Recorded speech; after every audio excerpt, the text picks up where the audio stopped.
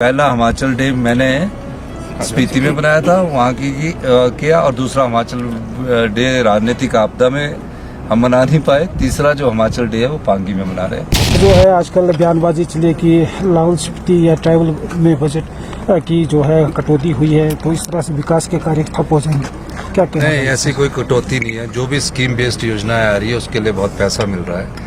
अभी स्पीति में हमने बोध सर्किट को डेवलप करने के लिए 30 करोड़ रुपए का प्रावधान किया है, और स्पीति में अभी हमने एक हाई एंड ब्रिज बनाने की बात की है।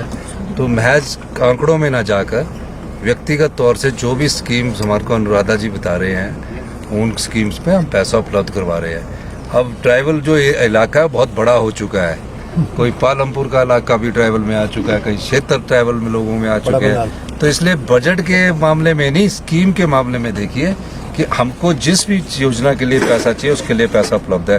अब तो 2 पावर प्रोजेक्ट यहाँ आने वाले हैं, सैली और म्याड़ का, जिसमें हमें 12, 18 और 30 और 40 साल बाद प्रोजेक्ट वापस मिलेगा। यहाँ के लोकल लोगों को रोजगार मिलेगा, और दूसरा यहाँ के लोकल लोगों को काम मिलेगा। 1% का लाडा भी इस क्षेत्र के लिए डेवलप होकर आएगा। तो सारी योजनाएं आपकी यहाँ के लिए आने वाली है। और सबसे बड़ी बात है कि हम जो ये उदयपुर से तिंदी से जो अगला रोड है किलाड़ तक, उसको बड़ा करने के लिए जो मेरी राजनाथ डिफेंस मिनिस्टर से मैंने चिट्ठी लिखी थी, और मुझे खुशी है कि हमने उसको परस्यू किया, और अभी उसका 30 किलोमीटर का पहला पैच बड़ा होगा। तो ये पैसे योजनाएं हैं। ट्रैवल में जितने पैसे की जरूरत है कोई कमी नहीं है, उन ट्रैवल के लिए हमारे दरवाजे खुले हैं।